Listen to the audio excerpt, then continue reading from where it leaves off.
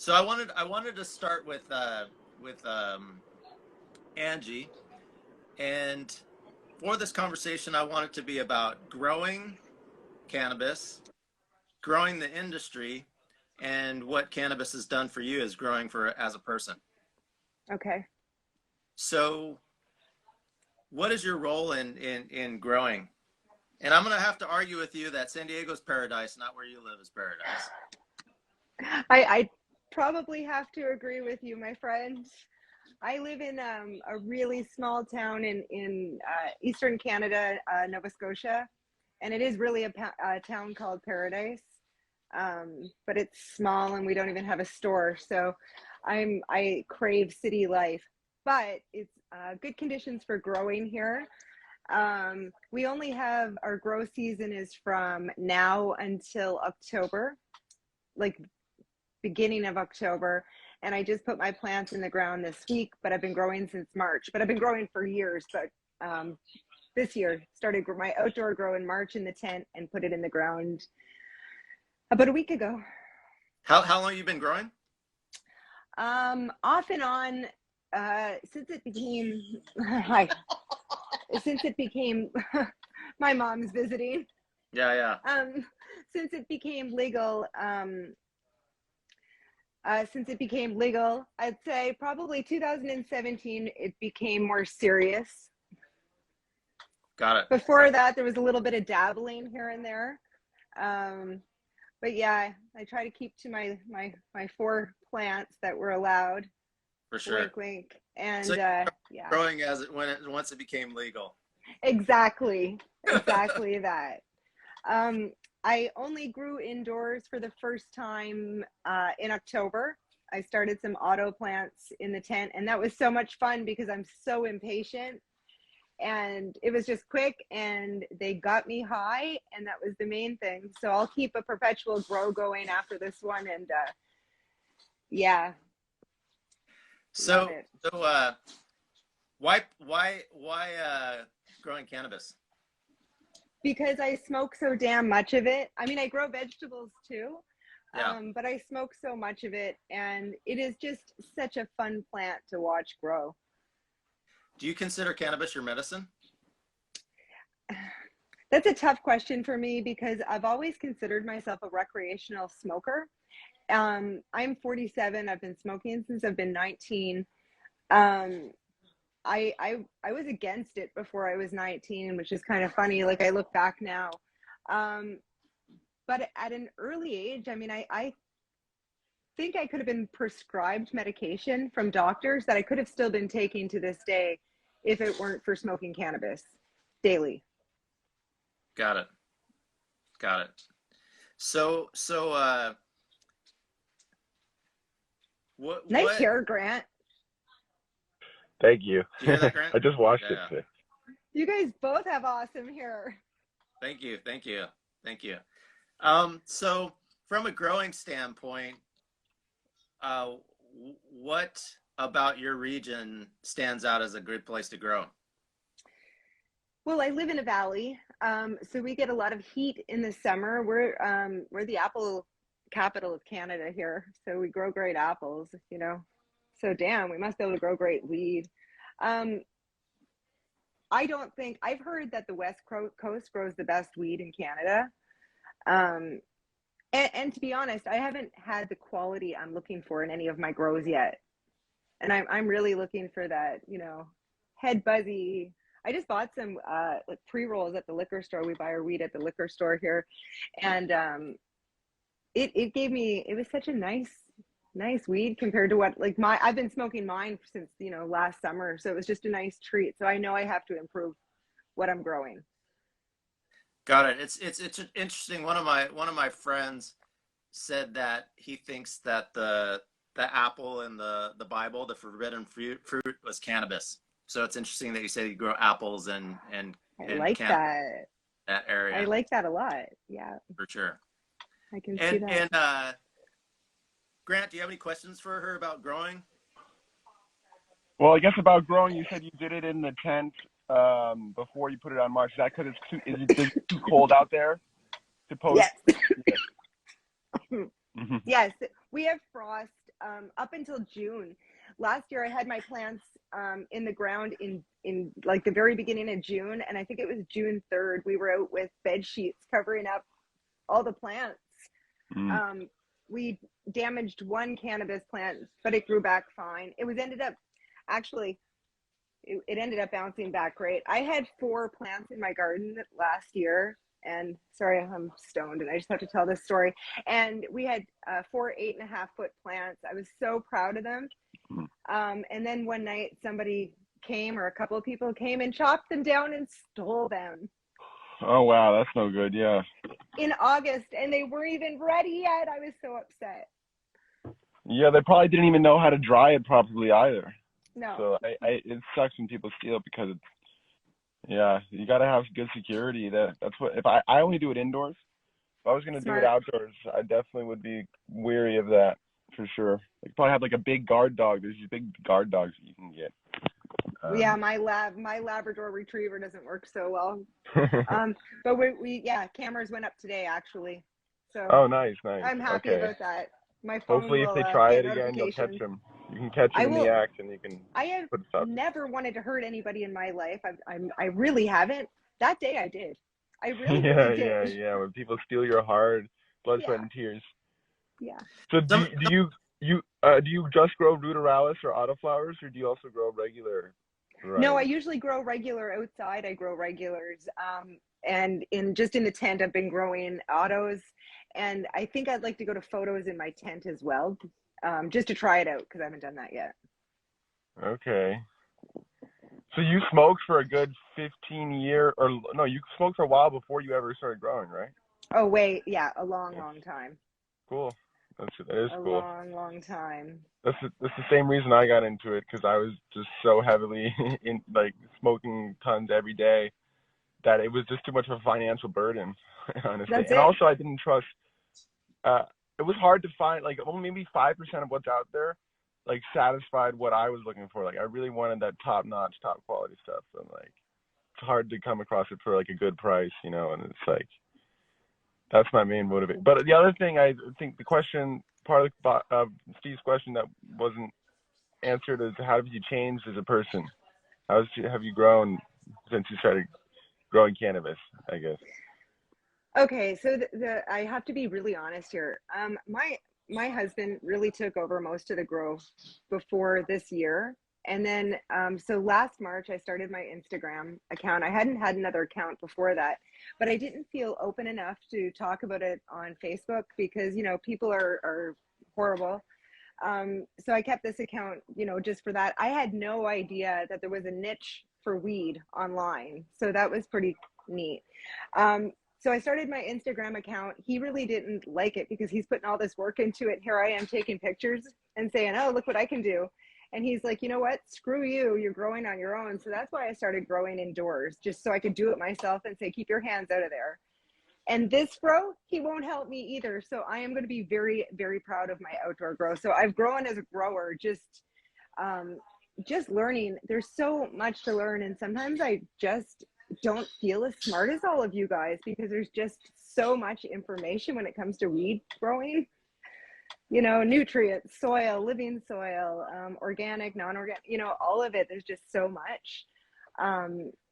So any little bit, I think just growing, just the knowledge is so exciting to me, to be learning something. I don't grow, but is there a plant medicine to just being around plants too?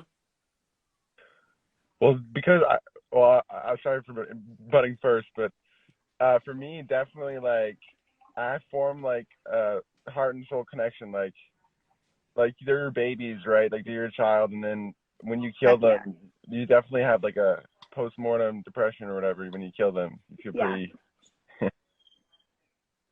Got it. There's go ahead. Oh no, I'm agreeing totally. There was a point in Nelson Mandela's movie when he was in prison, and he's gardening in prison because they're taking care of him, because if he were to die in prison, he would have been a big martyr. So they're really taking care of him in prison, and he's still in prison though, but he's sitting there and paying attention to these plants, and somebody comes in there and they're very mad because they've been on the outside seeing what's happened currently, and they're getting mad because they heard all the mysticism about Nelson Mandela, and they're just seeing him in their gardening, and he like goes introspective and he asks them, tell me about what's going on the outside. And he learned to be like more humble, because I think nature balances out a lot of our beliefs and a lot of our knowledge and that experience of doing that. And I don't do it from growing in that way, but I do it within the plant medicine and setting intentions, and also dealing with the working on projects in the cannabis industry and other industries to find more humility. How about what are some of the other experiences that you've seen in other people with plant medicine? I think I just watch people who have anxiety or stress or depression, and I'm not saying that I don't like dissing medication altogether, because I'm sure, you know, there's lots of people who need it. But I think this alternative, when I see people and the difference it makes, I don't understand why it's so hidden. I think it's important. There's a big stigma in a lot of ways against cannabis. And I think it's important that we also don't have stigma against pharmaceutical to a certain extreme, because I think the situation's the boss. Right. And also, I believe you can do too much cannabis.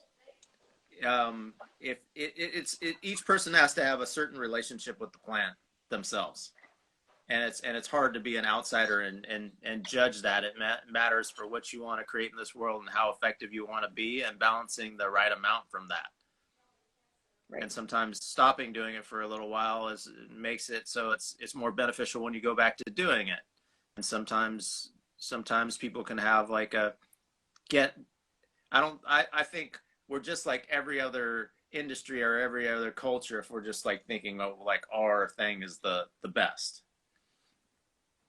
I was just doing a topic on misinformation with somebody earlier today, and it was a little confusing because we're trying to also we're breaking down the church and Mormonism based on somebody that came from that culture, but also we're making sure that we weren't creating another church. Interesting. And we're blowing up our church as we're talking about blowing up this other church. And that, right. And for the people that may be listening, I'm not talking about actually blowing up a church. Way too peaceful for that. Yeah. Yeah. I would never do that. Yeah. I'm gonna. Oh, sorry. I didn't want to interject. Go ahead. But I was gonna say I'm kind of in the same boat on.